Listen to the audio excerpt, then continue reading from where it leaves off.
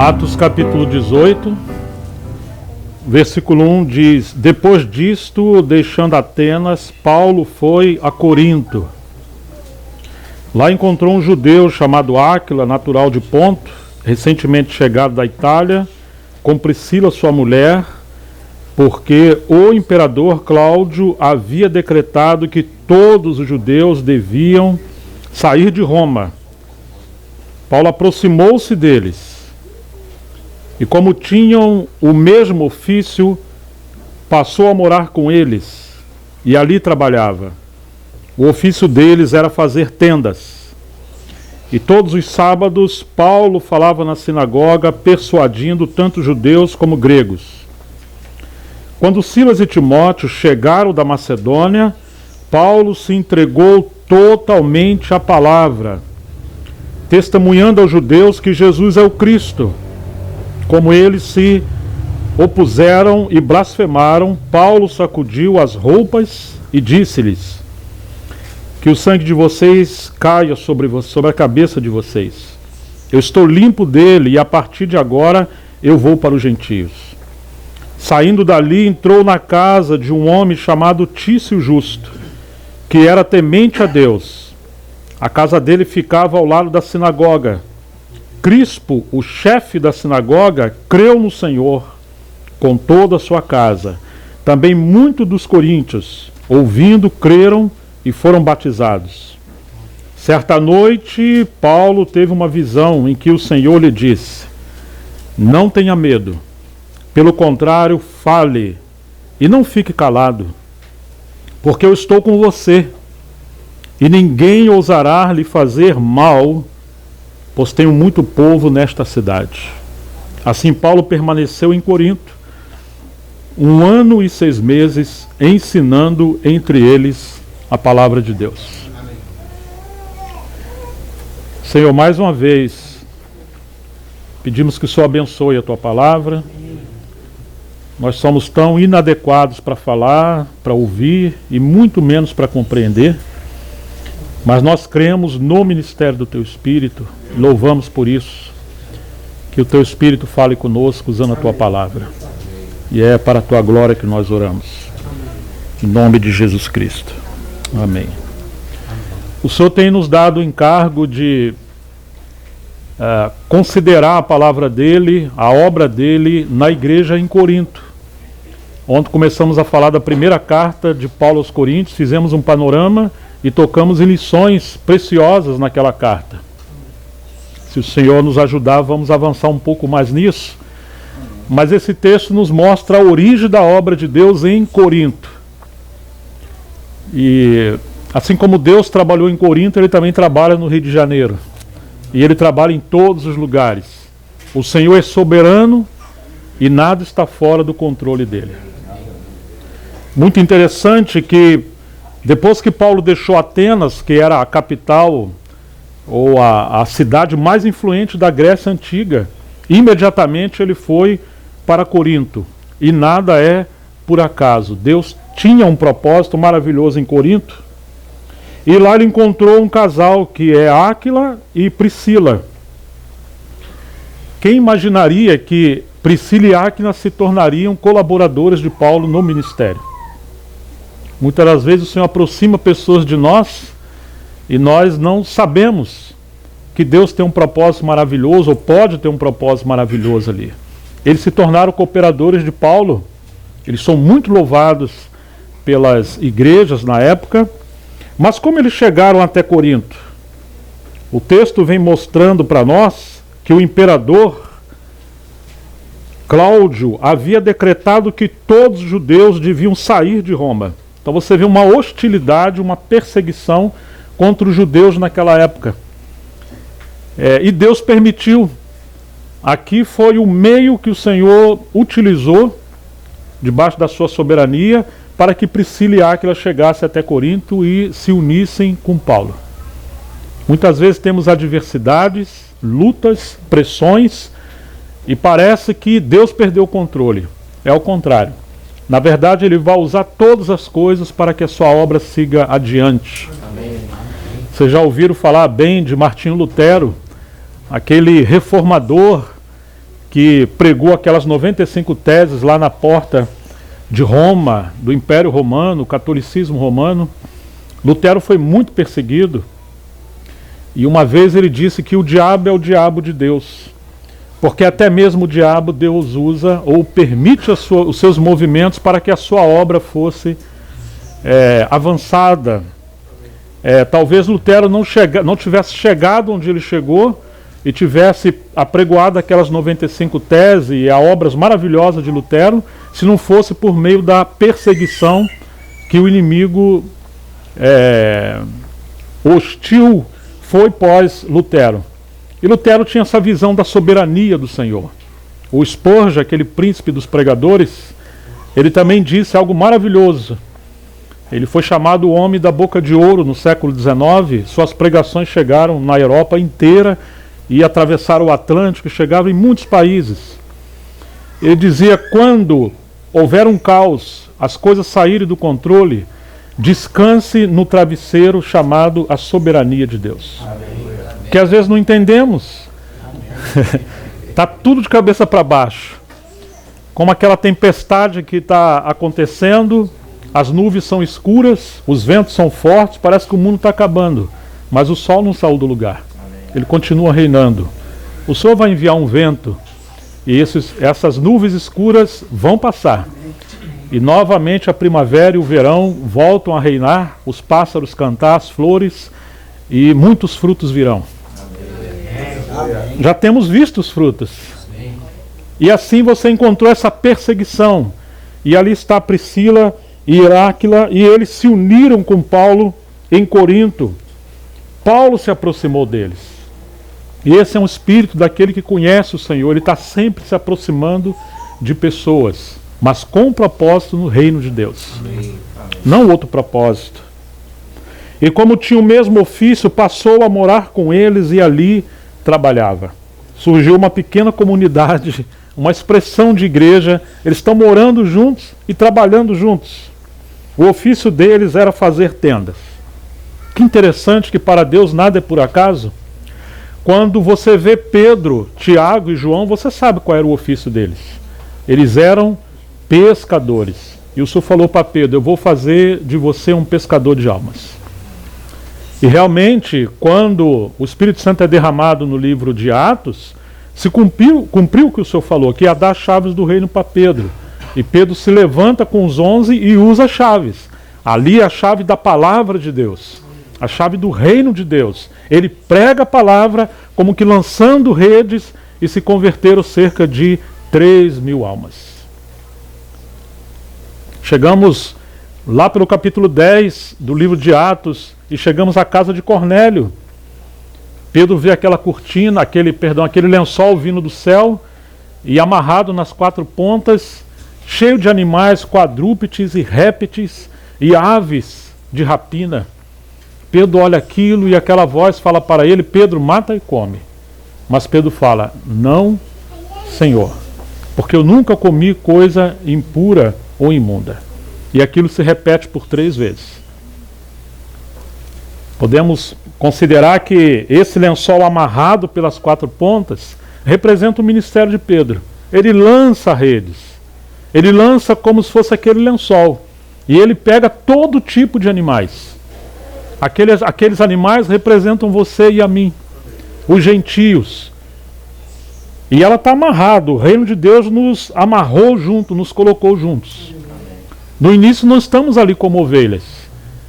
Paulo fala dos Gálatas que eles deveriam ter cuidado porque pareciam bestas feras e poderiam se destruir uns aos outros. Nós somos ovelhas, mas às vezes a nossa humanidade velha está parecendo mais do que a nova natureza que é Cristo em nós. E ali você tem répteis, e você tem, nessa trouxa de Pedro, você tem serpentes. Quantas vezes somos assim, né?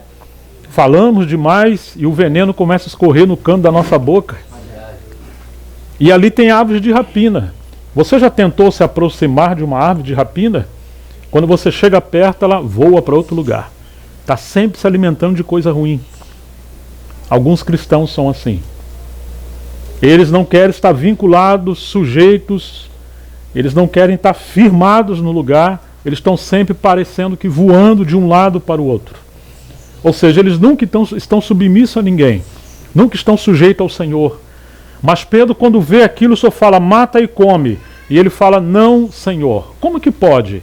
Pedro reconhece que Jesus é o Senhor, mas fala para ele, não. A visão foi estranha, mas a voz era a voz do Senhor. E um cristão tem que ser guiado pela palavra que sai da boca do Senhor. Mesmo que na hora a gente não entenda. Pedro, que você não está entendendo agora, uma vez o Senhor falou para ele no lavar dos pés, você vai entender depois. Mas nem sempre nós vamos entender as coisas primeiro para depois obedecer. É ao contrário. Primeiro você obedece. E Pedro obedeceu, porque alguns soldados enviados por Cornélio chegou no lugar onde ele estava e o Espírito Santo falou para ele, estão te procurando, vai sem falar nada, porque a tendência de Pedro era falar. E Pedro obedeceu e foi. Quando ele chegou na casa de Cornélio, aí ele entendeu a visão. Ele entendeu a visão e ele disse que não é razoável o homem judeu entrar na casa de gentios e comer com eles. Ou seja, vocês são aqueles animais impuros. Mas Deus me falou para não considerar impuro nada que ele purificou. Amém. Às vezes olhamos as coisas do lado exterior, parece tudo impuro, tudo perdido. Não tem esperança. Quantas vezes achamos que o casamento não tem esperança, que os filhos não têm esperança, que a igreja não tem esperança, porque estamos olhando as coisas da perspectiva humana caída. Deus falou para considerar nada como impuro aquilo que ele já purificou. E ali Pedro está pregando o evangelho e antes de Pedro terminar o Espírito Santo caiu. Mais uma vez você vê as redes foram lançadas e muitos peixes vieram. Mas podemos dizer que isso representa o ministério de Pedro. Ele era um pescador. E quando a obra do Senhor começa, ela começa com pregação do evangelho. Ela começa com o aspecto do reino. Mas depois você vai ver que Deus levantou um outro ministério. Temos no capítulo 11, por assim dizer, o final ou a cristalização do ministério de Pedro. E aí temos o chamamento de Paulo no capítulo 13, Barnabé e Paulo, os enviados pelo Espírito Santo. Mas entre o capítulo 11 e o capítulo 13, nós temos o capítulo 12. Vocês lembram o que aconteceu no capítulo 12? Quem que lembra? Deus levantou 12 discípulos do Cordeiro, mas entre os 12 tinham 3 que andavam mais com Jesus: Pedro, Tiago e João. Você vê a grande obra de Pedro, o ministério de Pedro no livro de Atos, ao ponto da sombra de Pedro curar. E você vê o ministério de João, um pouquinho obscuro, escondido em Pedro no começo, mas todos morreram, João veio no final. Pedro lançava as redes e João costurava as redes. Então no final dos tempos, Deus levantou João para costurar as redes. Mas e o ministério de Tiago você quase não vê. Mas você vê que entre Pedro e Paulo no capítulo 13 e depois João, você tem Tiago. Tiago morreu no capítulo 12 ao fio da espada. Muitas das vezes queremos o ministério como de Pedro. Avivamento, milagres, grandes pregações, evangelismo, ok. Isso é maravilhoso. Ou queremos em seguida a obra como o ministério de Paulo. Um mestre, um apóstolo que vem edificar a casa de Deus. Você está vendo que o ofício de Pedro era pescador, lançava as redes. O ofício de João era pescador, mas ele costurava as redes também. E aí você vê o ofício de Paulo aqui no capítulo 18, que era construir tendas. E os ministérios desses homens maravilhosos que Deus levantou, a carreira profissional deles tinha a ver com o chamamento do ministério. Quando as redes se romperam, foi João que tinha que vir no final para costurar. Mas Paulo edificava a tenda. E aí ele escreveu cerca de 13 epístolas. Porque esse é o ministério dele, edificar a casa de Deus. Podemos pensar que aquele lençol vindo dos céus, amarrado em 4 pontas, que não tem forma, Paulo vai pegar aquilo e vai desse lençol transformar numa tenda. Ele vai dar forma, ele vai edificar a casa do Senhor. Nós precisamos de todos os irmãos, amém, de todas as irmãs, de todos que têm dons e de todos os ministérios, sem exceção. Amém. para que a tenda de Deus, a casa de Deus, seja edificada. Mas por que muitas das vezes, quando o Senhor envia pessoas a pregar o Evangelho, almas são salvas e começa a chegar muitas pessoas? E aí depois vem irmãos como o ministério de Paulo para edificar a casa. Mas as redes se rompem, temos divisões, temos problemas.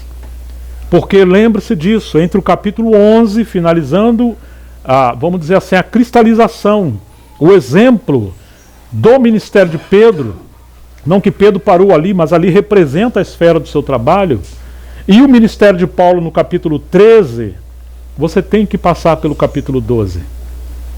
E aquele Tiago representa um homem totalmente derramado para que a obra de Deus prossiga. Você não vai encontrar Tiago pregando, fazendo milagres, fazendo sinais, liderando a igreja. Você não vai encontrar Tiago. E aquele Tiago do capítulo 15? Aquele lá é o irmão do Senhor que creu depois da ressurreição. Não é o Tiago, um dos 12. Aqueles que eram Pedro, Tiago e João. O Tiago que Deus treinou por 3 anos e meio, treinou ele para morrer. Treinou ele para ser o sangue que seria derramado para que a semente do Evangelho pudesse se multiplicar. Tiago representa também a cruz. Tiago representa a justiça.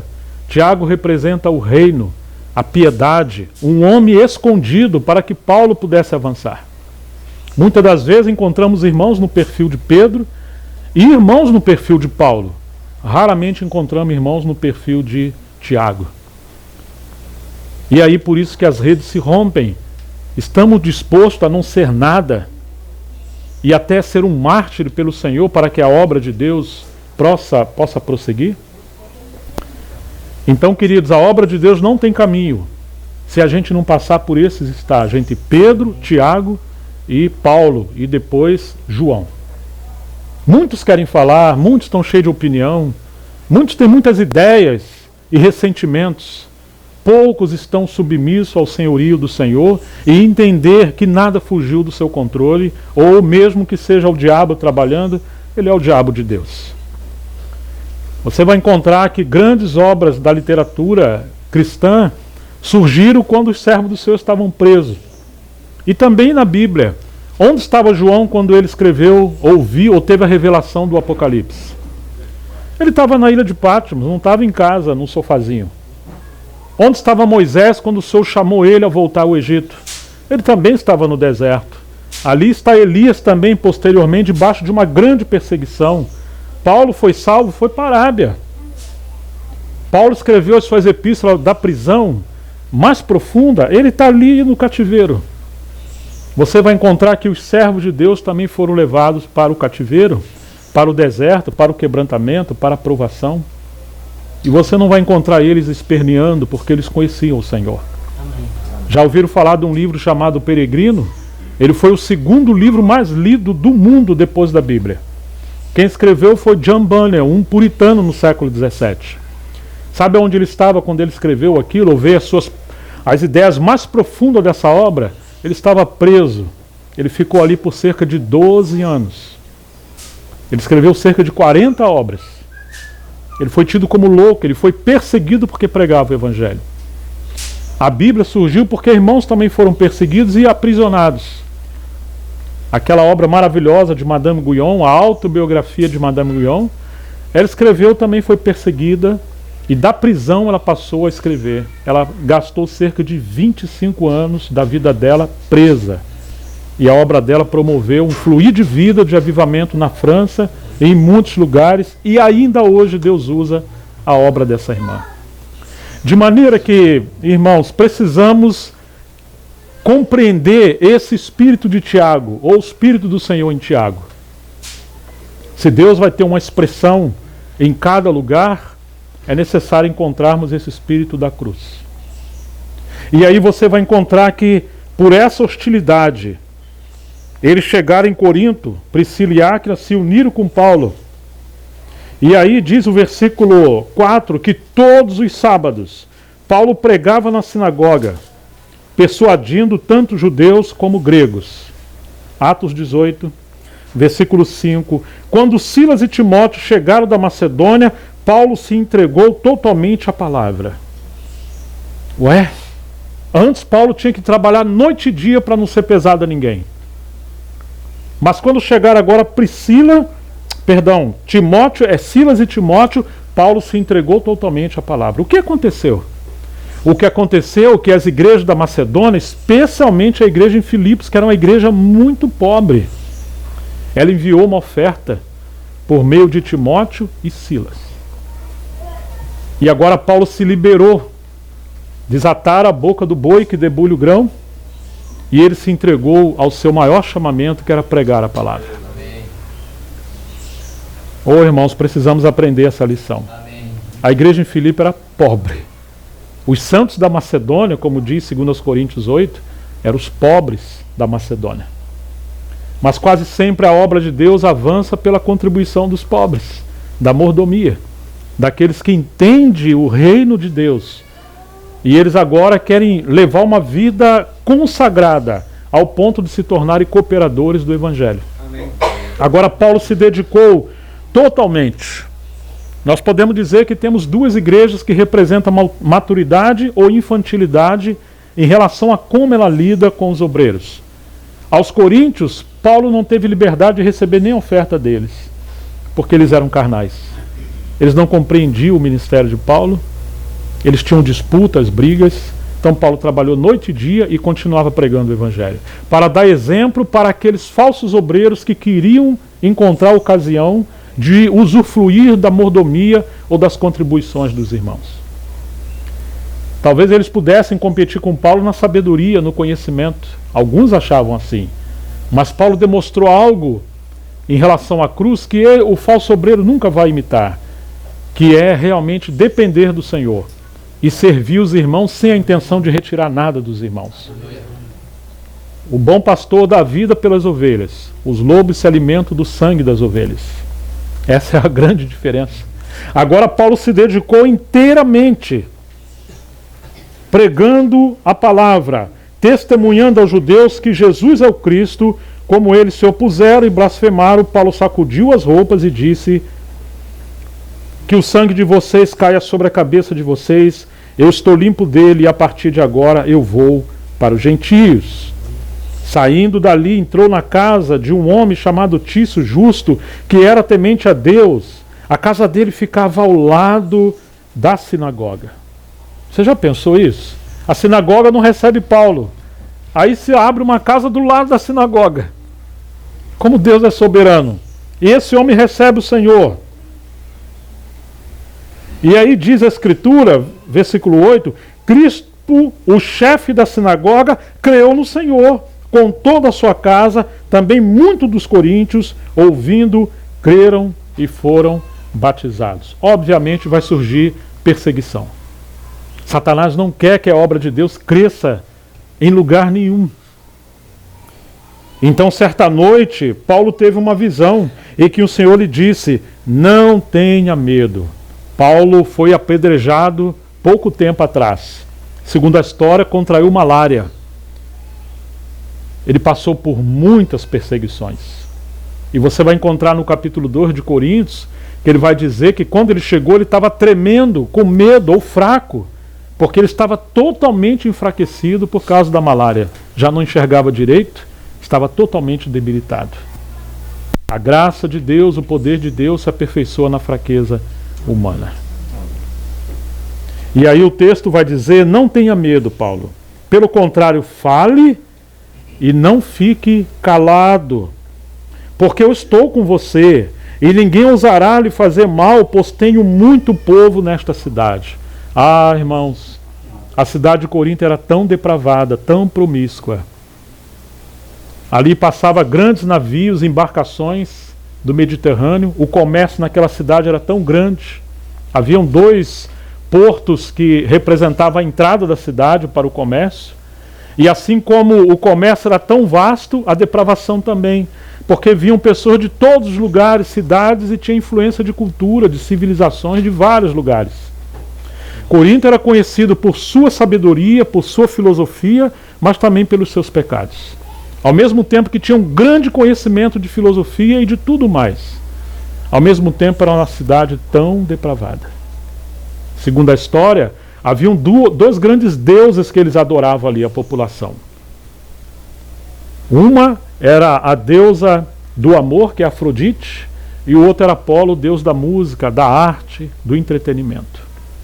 Afrodite, adoravam a ela cerca de 1000 sacerdotisas. Mas ao mesmo tempo, depois, no cair da noite, elas desciam para a cidade porque elas eram prostitutas. E elas vendiam o seu corpo à prostituição. Então a cidade estava cheia de entretenimento, como se fosse o carnaval do Rio de Janeiro. E tantas outras coisas que distraíam a população daquele lugar. Paulo não sai daí. Eu tenho muito povo nessa cidade. Deus quis estabelecer o seu reino ali. Amém.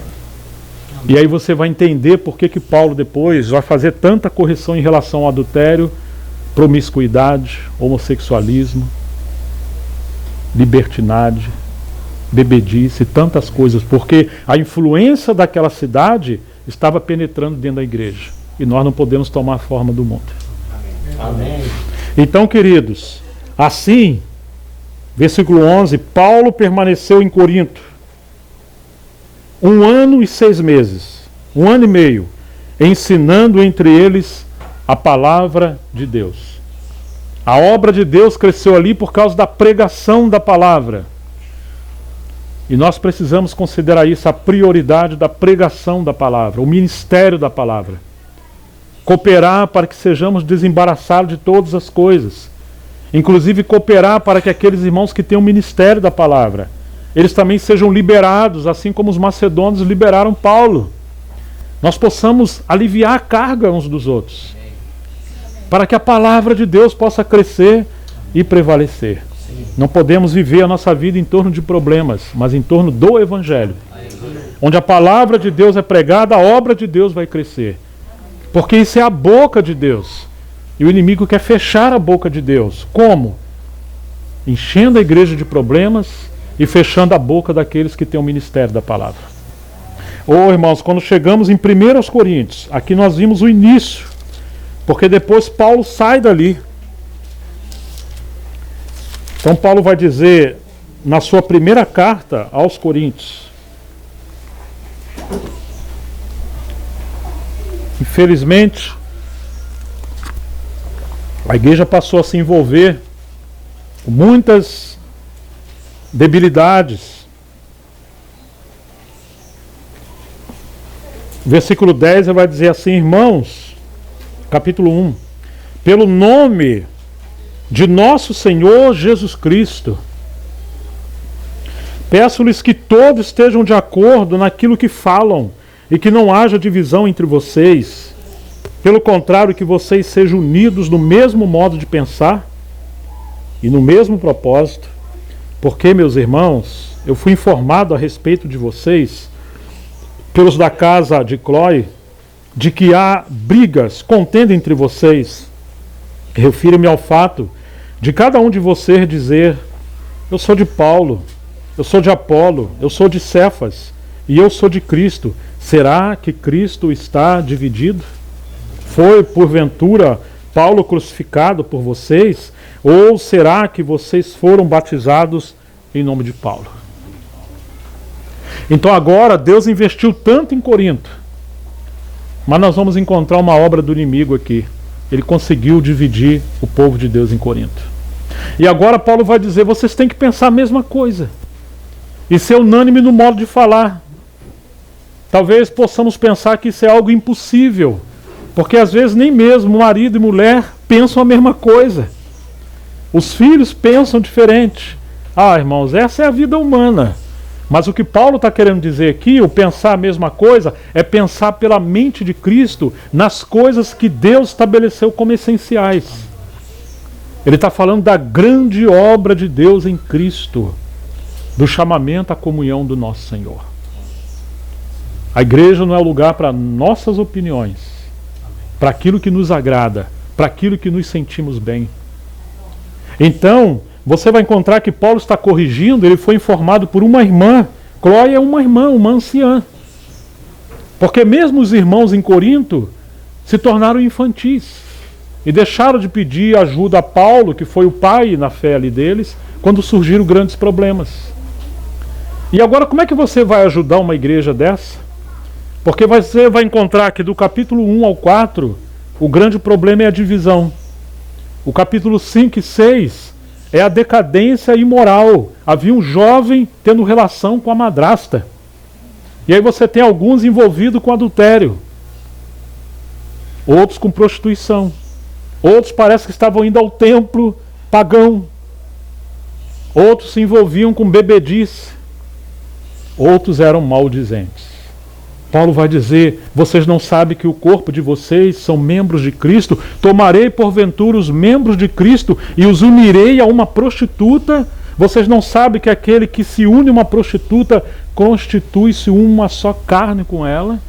E aquele que se une ao Senhor constitui-se um só espírito no Senhor, com o Senhor.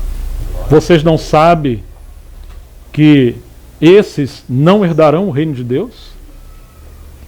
Não vos enganeis. Paulo vai dizer: vocês podem até ser salvos, mas quando o Senhor voltar, Ele vai julgar toda essa situação.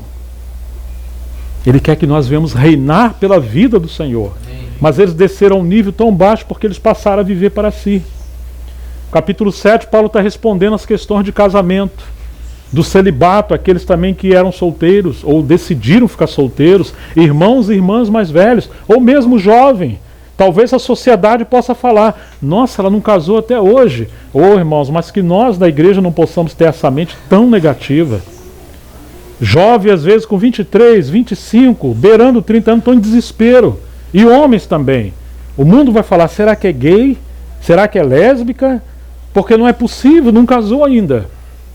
Mas às vezes na igreja existe esse mesmo espírito. Paulo diz: quem casa faz bem, e quem não casa, faz melhor. Porque o casado cuida das coisas do mundo para honrar ou agradar a esposa, e a esposa ao marido.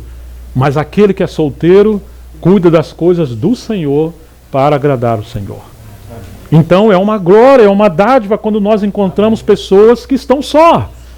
Seja por quais circunstâncias sejam, mas elas estão pela graça de Deus honrando o Senhor. Não deve acelerar nenhum processo.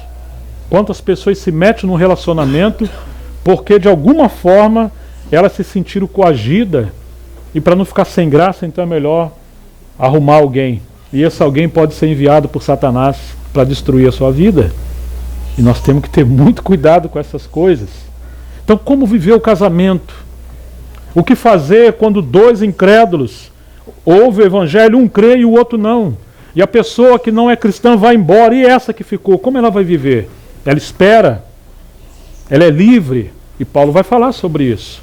E os que são casados e têm incompatibilidade conjugal? São livres para se separar? Podem casar de novo?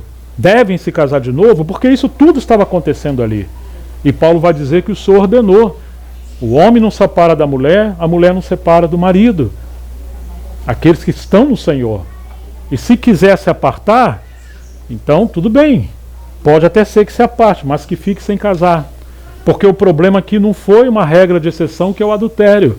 O problema aqui é que o ego às vezes são tão grande que no lugar de honrar a Cristo, eles estão querendo viver como solteiros dentro do casamento. E aí nós temos as crises do casamento, porque o casamento é para honrar a Cristo e não a cada um de nós. Amém. O casamento é um ambiente de quebrantamento, no meio de toda a diversidade que infelizmente nós temos e cometemos. Então temos esse capítulo 7. Não pode haver espiritualidade, maturidade, se não tiver uma vida ajustada no casamento. Talvez você possa achar que tem muita liberdade, mas você não tem nenhuma liberdade para prejudicar sua família, sua esposa e seus filhos. E nem a esposa, o seu marido e seus filhos. Por isso, qualquer coisa que venha trazer dano, nós precisamos colocar isso na luz do Senhor e pedir socorro. Porque Deus tem muito povo em Corinto, Deus tem muito povo no Rio de Janeiro.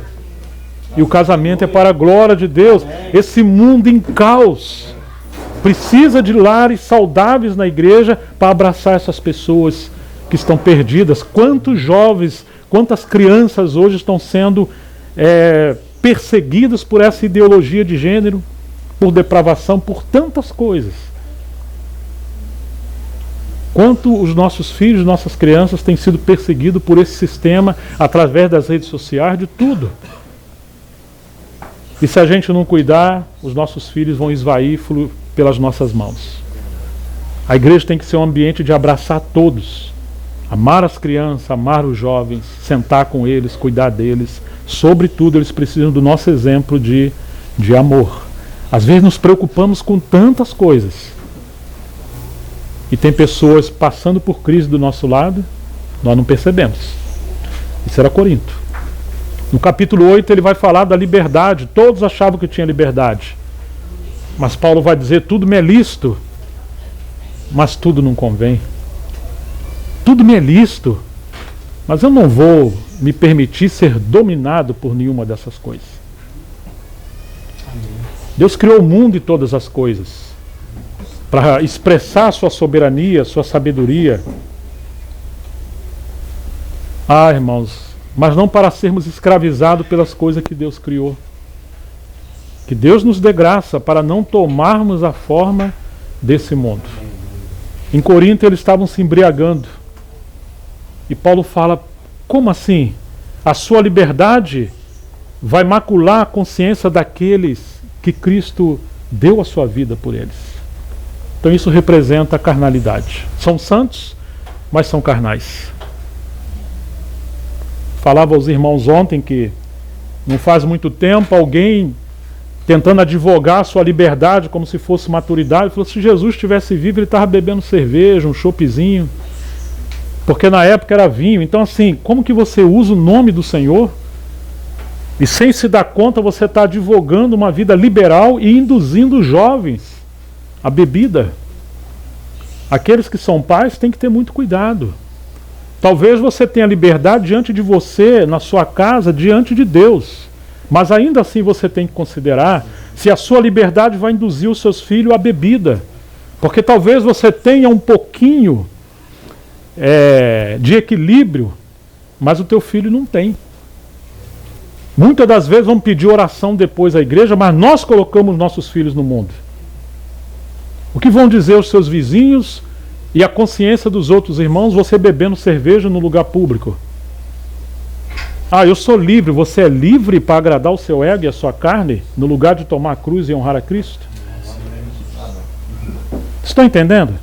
Mas se você tem uma liberdade, como Paulo disse, Paulo falou, eu não vou nem comer mais carne se eu souber que essa carne vai escandalizar os irmãos. O que Paulo está dizendo? Aqueles templos pagãos, eles sacrificavam aqueles touros, aqueles animais aos seus deuses pagãos. Então depois as pessoas comiam. Mas quando o irmão comia na mesa do templo pagão, ou comprava aquela carne que era mais barato, dava um jeitinho, então aqueles que não tinham uma boa consciência de saber com discernimento que para nós só existe um só Deus e um só Senhor, e que o ídolo nada é nesse mundo, ele ficava com a mente contaminada. Então, sem se dar conta, amanhã ele está lá no templo, daqui a pouco ele está adorando deuses pagãos. E disse Paulo que o ídolo nada é, mas atrás do ídolo tem os demônios. E nós não podemos sentar na mesa do Senhor e participar da mesa dos demônios. Mas quantas vezes nós podemos participar da mesa dos demônios? Quando nós estamos fazendo coisa que talvez não é o contexto de Corinto, mas é o nosso contexto aqui. O que nós poderíamos ilustrar hoje aqui no Rio de Janeiro, que se a gente não cuidar, são brechas que estamos dando aos demônios. Então nós precisamos levar essas coisas diante do Senhor. Que no lugar de estarem cheios do Espírito Santo, eles estavam cheios de carnalidade. Esse é o capítulo 8. Chega no capítulo 9, ele vai falar da sua liberdade, que ele deveria ser honrado pelos irmãos, mas ele recusou, porque os irmãos buscavam ocasião. No 10 de 1 Coríntios, ele vai falar daqueles que amavam os milagres, mas se esqueceram que lá na época de Moisés, eles viram os 10 milagres lá no Egito, depois participaram dos milagres de Deus no deserto, e diz a Escritura que Deus não se agradou da maioria deles, e eles morreram no deserto. Porque apesar de conhecer os milagres, não conheceram o caminho do Senhor como Moisés conheceu. Corinto foram enriquecidos com todos os dons, palavra e sabedoria, mas eram crianças na fé. E agora eles tinham competição, vaidade, disputa, e eles estavam se machucando uns aos outros, inclusive falando mal uns dos outros. E Paulo está dizendo, puxa, será que vai acontecer com vocês o mesmo que aconteceu com aquele povo lá? que era povo de Deus, mas não herdou Canaã. E Canaã representa a plenitude em Cristo, uma vida madura, cheia de fruto para Deus. E Canaã também representa o milênio. Será que nós vamos viver uma vida carnal aqui e naquele dia vamos ficar fora do reino? Mas foi isso que aconteceu lá, e é isso que Paulo está falando para eles, e automaticamente essa carta inspirada, Deus está falando conosco. Que adianta você estar cheio de razão e você morrer no deserto porque você viveu uma vida para agradar a si mesmo? Então esse é o capítulo 10. No 11, o irmão Cláudio lembrava sobre o governo, a autoridade de Deus. Eles compreendiam a questão da liturgia. Eu louvo a vocês que vocês estão guardando a tradição que eu entreguei a vocês, falando do véu e da ceia. Mas eu quero que vocês saibam, porque parece que eles perderam o discernimento e o conhecimento espiritual. Deus é o cabeça de Cristo. Cristo é o cabeça de todo varão. O varão o cabeça da mulher. Antes de falar de qualquer coisa, temos que nos lembrar que é Ele que governa. E nós não temos liberdade de fazer qualquer coisa que vai gerar dano à causa do Senhor. O homem acha que ele, por ser cabeça da mulher, ele tem que governar com um vara de ferro. Mas ele não entende que, assim como a mulher tem um cabeça, ele tem também. Cristo é seu cabeça. E nós devemos nos sujeitar a Cristo.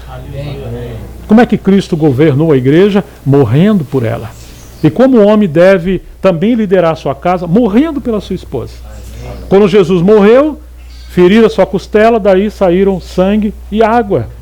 O sangue para nos redimir, nos perdoar, e a água para nos dar vida. Os problemas nos lares são ajustados quando os maridos vão para a cruz e permite a lança da palavra de Deus penetrar nas suas entranhas, e ali sai água e sangue, perdão, misericórdia, graça e vida abundante, para que as debilidades da esposa e dos filhos e as nossas sejam lavadas pela água da palavra e do Espírito.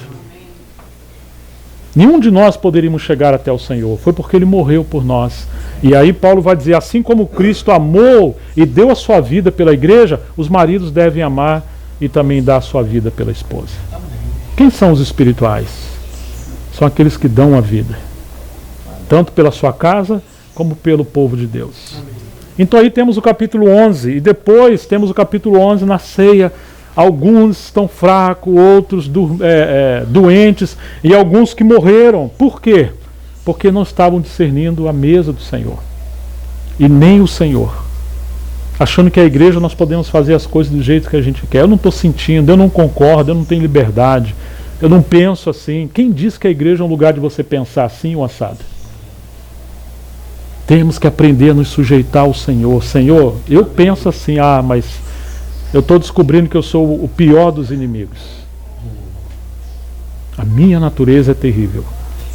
O que tu pensa? E aí Paulo vai dizer que nós, os espirituais, temos a mente de Cristo para não pensar com a nossa mente caída. Temos que entender a vontade do Senhor para esse tempo, segundo a palavra de Deus. No 12 ele vai falar acerca dos dons espirituais. Irmãos, dons são maravilhosos. São dádivas de Deus. Não há problema nos dons. O problema é que eles eram meninos. E dar ferramenta na mão de criança, no lugar de ajudar o pai, ele pode machucar, os crianças vão machucar uns aos outros.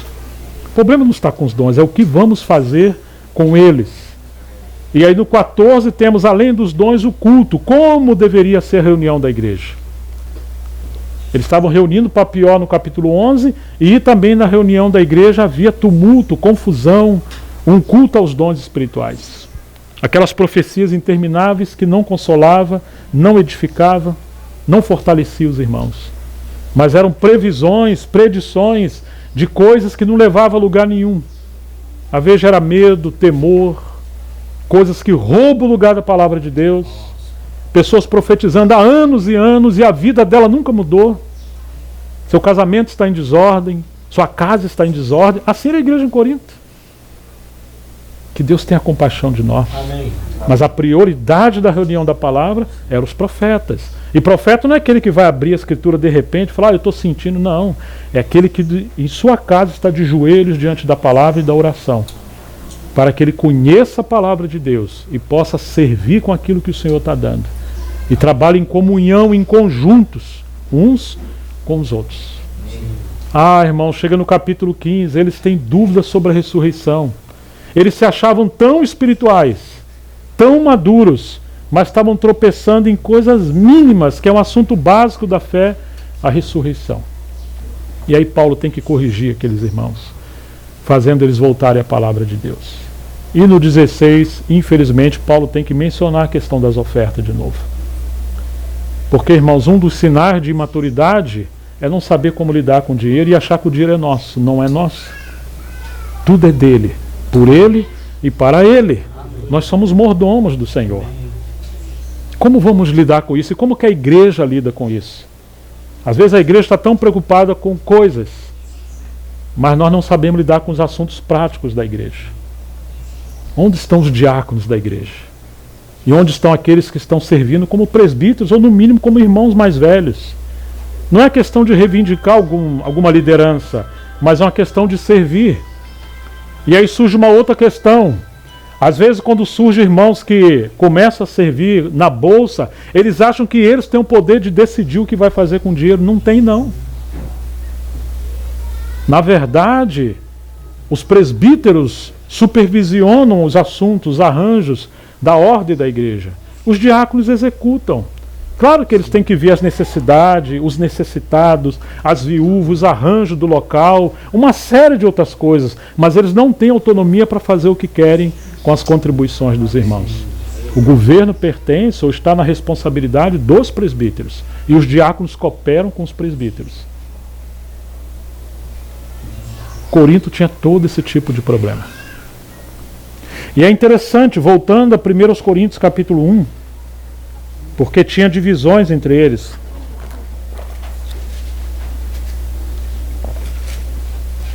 Então Paulo, já que haviam tantos falsos obreiros e os irmãos mesmo querendo assumir liderança, capítulo 1, Paulo como um pai sábio.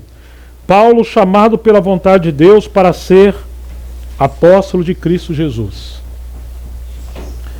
Você tem que considerar a mente de Paulo, considerar o contexto de Paulo e da história e porquê da carta. Ele está corrigindo.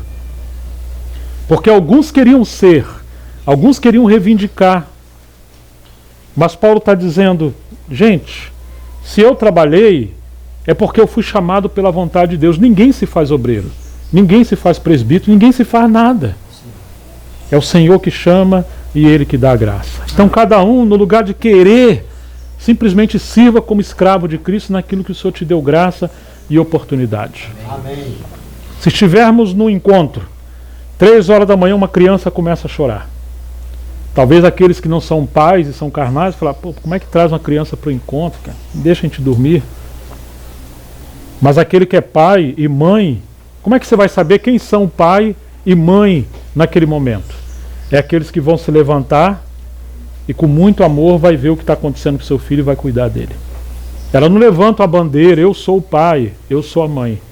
Simplesmente ama, serve, cuida em detrimento de si. Quem são os mais espirituais na igreja? Não são aqueles que estão reivindicando, levantando uma bandeira, falando da sua história, do seu tempo. Eles simplesmente estão servindo. Servindo em detrimento de si. Porque o amor requer sacrifício. E isso é uma graça de servir aqueles por quem Cristo morreu. Então Paulo está dizendo que ele era apóstolo por causa da vontade de Deus que o chamou. E diz, e o irmão Sósteno, ou seja, ele não trabalha sozinho.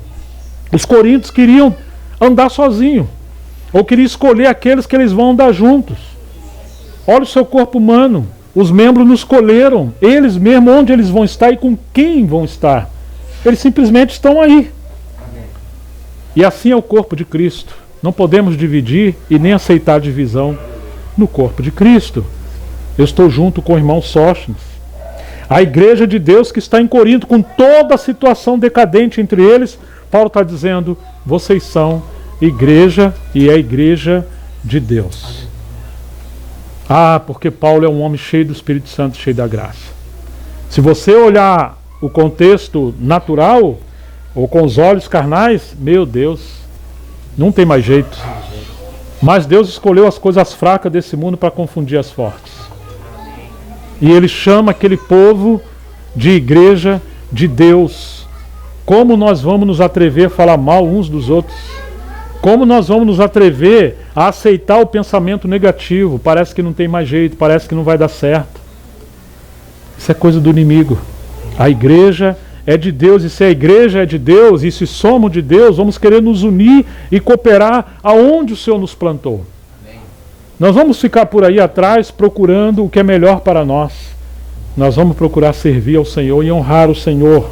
A igreja de Deus que está no Rio de Janeiro, ao santificado em Cristo Jesus. Lembra que quando o Senhor chamou, Ele santificou no sentido de que separou vocês para ser do Senhor.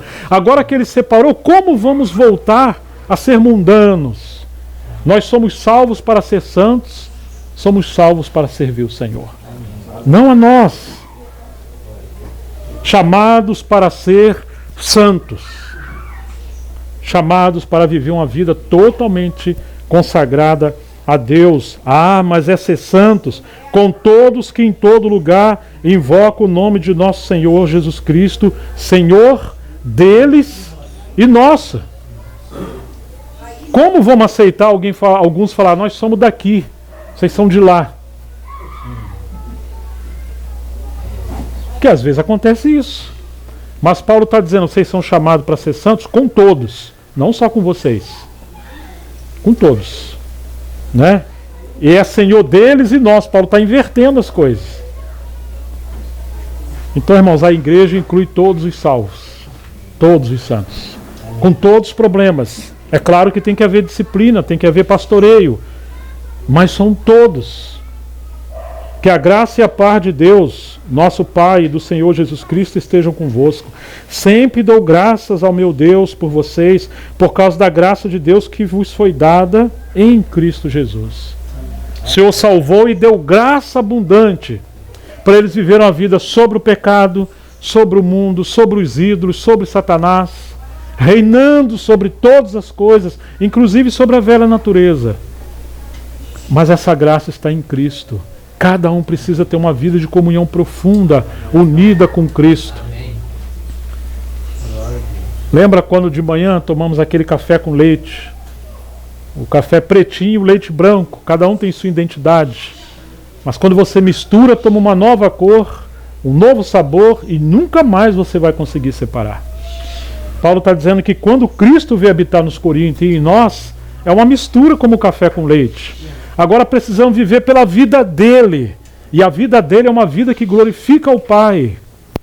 É uma vida nova. Mas qual era o problema dos coríntios? Eles esqueceram dessa nova vida e cada um passou a viver uma vida que agrada a si. Aí vem a tristeza do Espírito Santo, o extinguir o Espírito Santo, e agora a carne vai prevalecer. Nós somos chamados para a comunhão com Ele.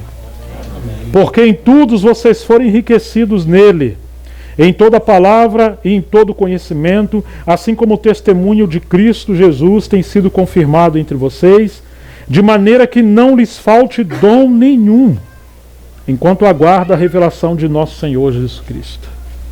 Como é que ajuda uma igreja dessa? Falta sabedoria para eles? Conhecimento? Falta dom? Não. Mas por que estão divididos? Por que tem desavença entre eles? Por que murmuração? Por que tantos pecados? Por que falta de espiritualidade? Se tiver mais palavra, mais conhecimento, vão ficar mais inchados. Os dons, eles já estavam brigando por causa dos dons. Então Paulo está dizendo que, infelizmente, eles abandonaram o que era mais essencial. E por isso todos esses problemas se desencadearam. Chegamos no verso 9. Verso 8 diz: Ele também os confirmará até o fim, para que vocês sejam irrepreensíveis no dia de nosso Senhor Jesus Cristo. O 7 diz que está aguardando a manifestação de Cristo. É a volta de Cristo, mas é a manifestação de Cristo em nós. Cristo em vós, a esperança da glória. Mas no lugar de estar manifestando Cristo, ele estava manifestando eles mesmos. Suas opiniões, suas preferências. Ah, que coisa triste.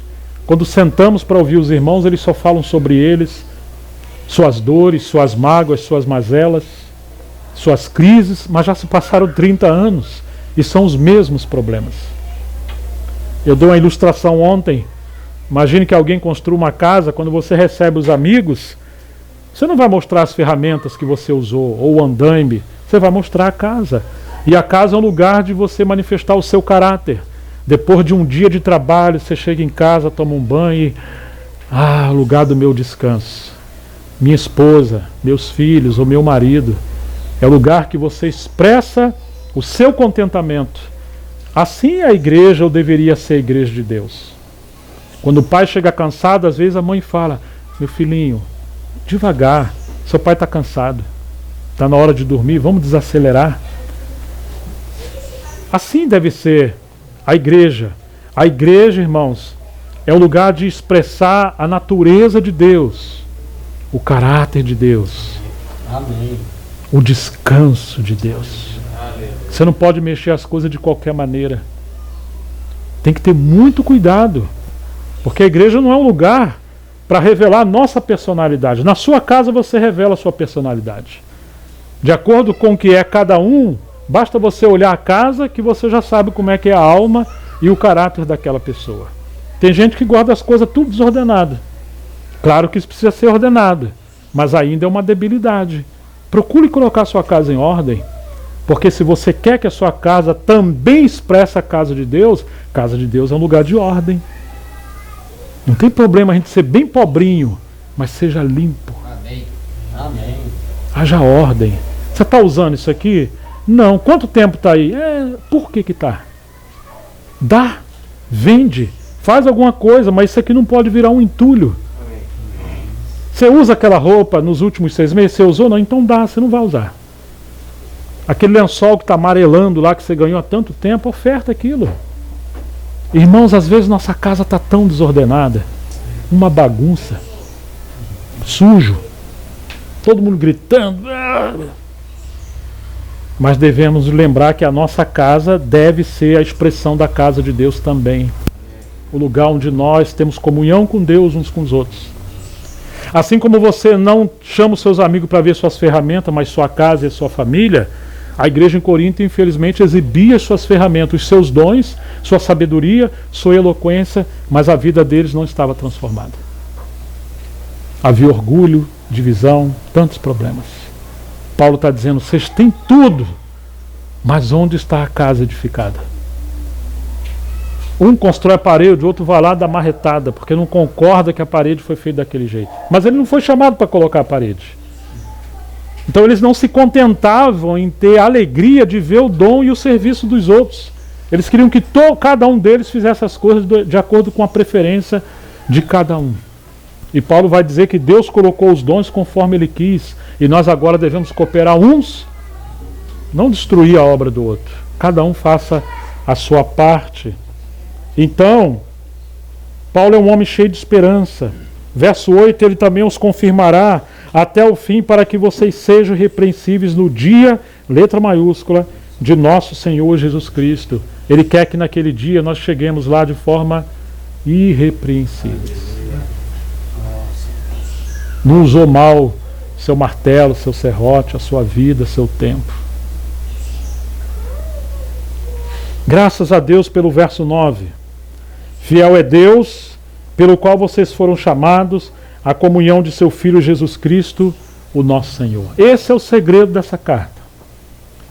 Aqui está a base de tudo para ir bem, e aqui está a base de tudo quando nós esquecemos esse chamamento e tudo irá mal. Nós não fomos chamados para os dons, não fomos chamados para a visão da igreja, nem para a visão das igrejas ou das assembleias. Nós não fomos chamados para aquele ministério, para aquela experiência. Nós não fomos chamados para nada disso. Nós fomos chamados para a comunhão do Filho de Deus, Jesus Cristo, o nosso Senhor. Agora, o nosso Senhor nos deu homens dons. Deu Paulo, mas não queira só Paulo. Ele deu Pedro também, mas não queira Pedro sem Paulo ou Paulo sem Pedro. Tudo é vosso, inclusive Apolo. Mas alguns queriam um obreiro, não os outros. Alguns irmãos, mas não os outros.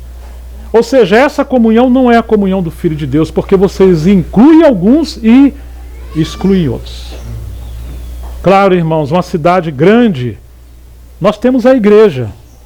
Só que a igreja vai se manifestar naqueles núcleos, bairros, regiões, de acordo com a realidade que tem ali, mas a igreja é uma só.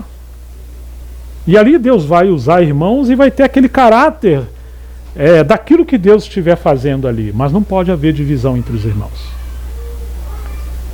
Considerar que existe igreja ou expressões da igreja em cada localidade não é uma bandeira de independência para não depender dos outros irmãos. Pelo contrário, nós queremos a ajuda de todos os nossos irmãos. Aleluia. Amém. Somos igreja no Rio de Janeiro, mas se eu moro em Campo Grande, no mínimo eu tenho que congregar, servir, ter vínculo com os irmãos ali. E ali que dá 1 hora, 1 hora e meia de outro lugar, ali vai ter uma expressão de um candeeiro ali, que é o mesmo candeeiro. Só que ali Deus tem algo específico que Ele está fazendo. Vocês estão entendendo? Amém. Não pode falar, você é de outra igreja. Não, nós somos da mesma e única igreja. Só que nós temos responsabilidade lá. Não adianta você estar como uma borboleta em cada lugar, porque lá os irmãos te conhecem. Aí você não quer se submeter ali. Então você procura um lugar que ninguém te conhece, aí ninguém sabe das suas mazelas. Não, cresça ali onde Deus te colocou. E aí, se você for fiel e maduro ali, o Senhor vai ampliar a esfera do seu serviço. Mas lá você tem testemunho, os irmãos abençoam você. E você vai representar o serviço na casa do Senhor. Amém. Isso é uma maneira sábia que Deus deu. Glória a Deus. Isso é uma maneira sábia da gente crescendo no Senhor. Sim. Nem a cabeça fala aos pés, porque vocês não são cabeça, nem por isso são do corpo. Eu não preciso de vocês. E a cabeça representa Cristo e a liderança da igreja. Ah, irmãos, fiel é Deus, pelo qual foste chamados à comunhão de seu Filho, Jesus Cristo, o nosso Senhor. Então nós poderíamos tentar resumir isso aqui. Para que fomos chamados? Nós somos chamados para a comunhão. Amém.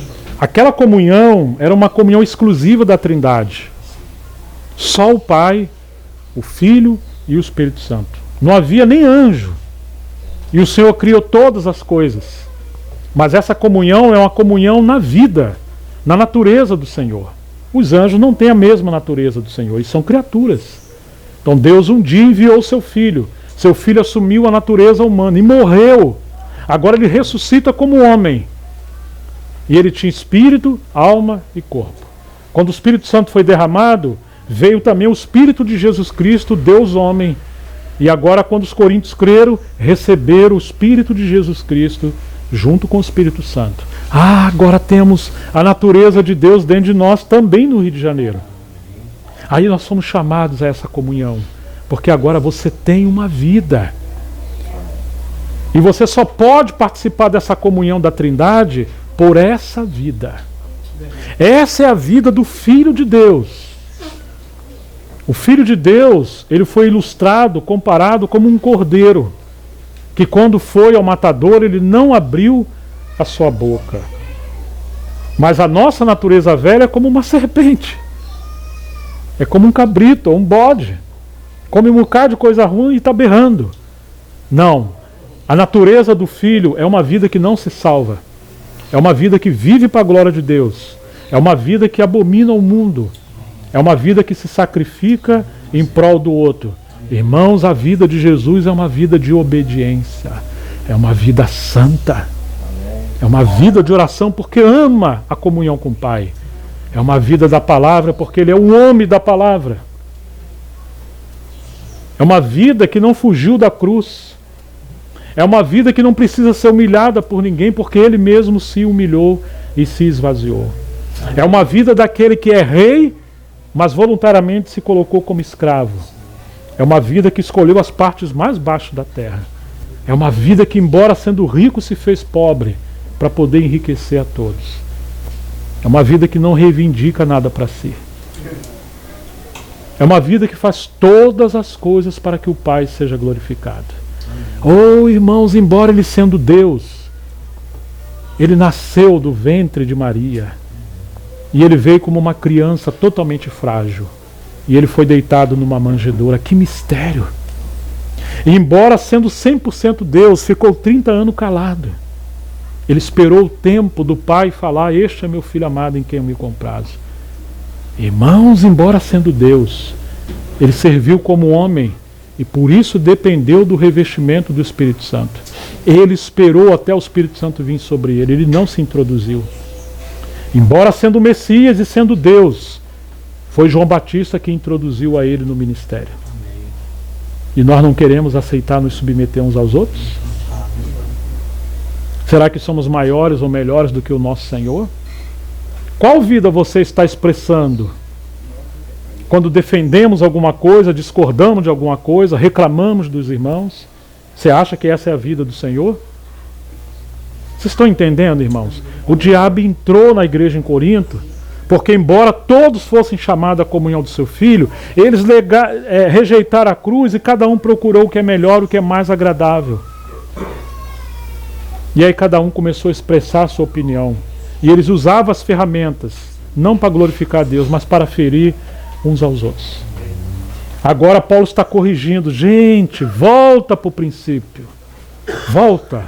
Não faça algo que vai entristecer o Senhor, porque vocês não foram chamados para isso. Vocês foram chamados para a comunhão. Apesar de todos os problemas. Capítulo 1, verso 9. Será que a gente consegue repetir esse versículo, memorizar ele? Fiel é Deus, pelo qual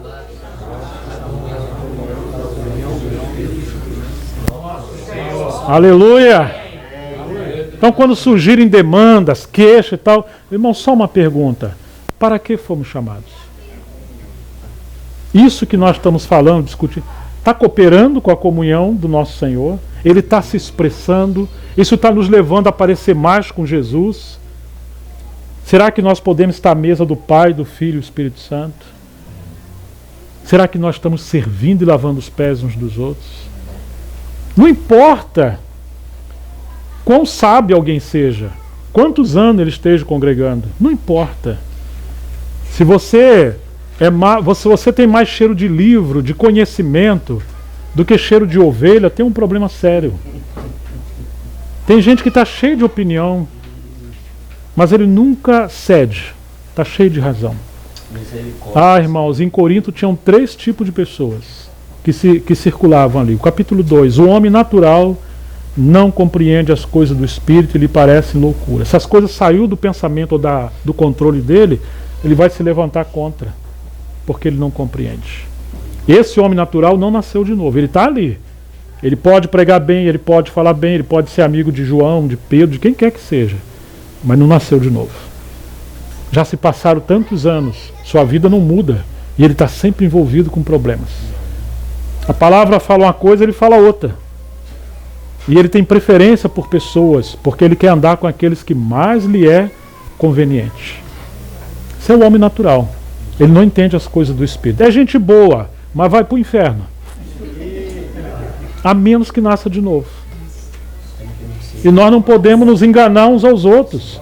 Gente, se a sua vida já passou tantos anos e você continua a mesma coisa, meu irmão, já pensou se você for depois para o lago de fogo? Com todo o seu conhecimento e com tudo que você anda fazendo? Deus nos chamou à comunhão do seu Filho. É para começar com Ele. Depois você tem o homem espiritual. O homem espiritual é aquele que discerne bem todas as coisas. Paulo vai dizer aos Gálatas: quando alguém for surpreendido com alguma questão, algum problema ou até pecado, vós que sois espirituais, encaminhar o tal com espírito de mansidão, olhando por você mesmo, para você também não ser seduzido à fraqueza. Quem são os espirituais? Aqueles que discernem a mente, o mover do Senhor, e aqueles que no lugar de estar criticando, eles estão cuidando, servindo. Então você tem um homem espiritual ali no capítulo 2. Eles conhecem o Espírito, eles conhecem a palavra, eles conhecem o testemunho do Senhor. E nós deveríamos respeitar esses irmãos. E infelizmente você tem os santos carnais. Paulo diz: leite vos dei de beber, não alimento sólido. Eu não podia dar e nem tampouco posso dar, porque vocês são criancinhas mimadas, vocês estão sempre reclamando. Todas as vezes que eu ouço falar de vocês, vocês estão com problemas.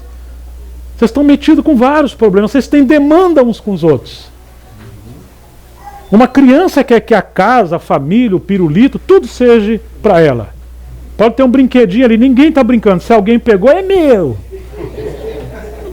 Eu não concordo, e não sei o que. Mãe, Assim são as crianças. E infelizmente os coríntios se transformaram assim. Se Deus começa a levantar alguém, mesmo que ele seja o mais novo, os outros discordavam. Porque tinha que ser eles. Mas aqueles que são espirituais vão ficar muito felizes quando Deus começar a usar todos, sem exceção. Então, queridos, Paulo está chamando eles para voltarem à comunhão do nosso Senhor. Por quê? Eu tenho muito povo nessa cidade. Amém. Deus quer ordenar as coisas para a obra dele expandir. Mas se os mais velhos dão mais problema que os mais novos, vão dar lugar ao diabo e não a Deus. E a obra de Deus vai ficar impedida. Eu quero terminar lendo o capítulo 3.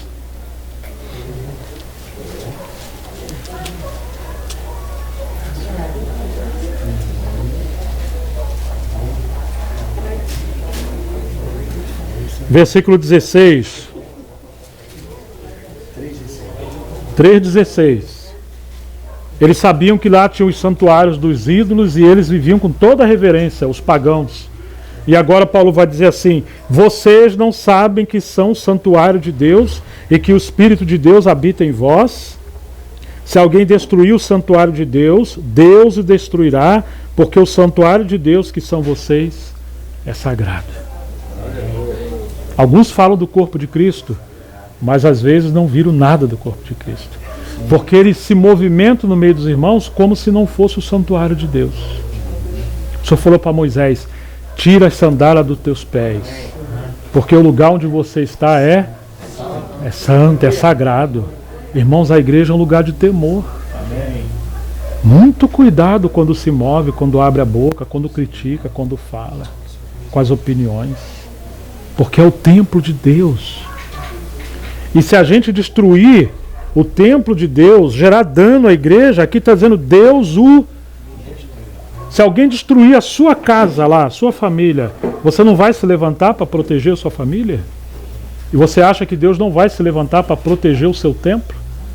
Ele está dizendo que Deus o destruirá. Não deveríamos ter temor do Senhor? Muito temor do Senhor. Porque o templo de Deus, o santuário de Deus que sois vós, é sagrado. Por isso temos que, com a graça de Deus, rejeitar o pecado, a leviandade, o mundo, pedir ajuda, pedir conselho. Irmãos, orem por mim, orem pelas minhas debilidades, mas Deus nos chamou para ser santo. Deus nos chamou para sermos cheios do Espírito Santo. Deus nos chamou para a comunhão do seu Filho, nosso Senhor Jesus Cristo. E Ele nos quer como um testemunho glorioso nessa cidade. Essa comunhão envolve o reino de Deus, o conhecimento de Cristo que quer encher o universo.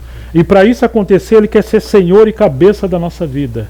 Nós precisamos ser encabeçados, coordenados pela cabeça.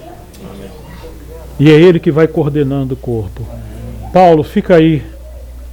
Eu tenho muito povo nessa cidade. E assim como Deus liberou Paulo, levando a contribuição de Silas e Timóteo para que a palavra pudesse crescer, possamos orar, irmãos, que Deus levante irmãos cheios do Espírito Santo com a palavra e possamos nos liberar das crises. Enquanto cuidamos das crianças, é normal ter crianças. O problema é ter irmãos muito mais velhos que se comportam como crianças fazendo beicinho no lugar de cuidar de outros. E que a obra do Senhor possa crescer, os nossos filhos sejam cuidados, nossas famílias, e o Evangelho possa ser propagado nesse lugar. Que Deus tenha o avanço da sua obra entre vocês.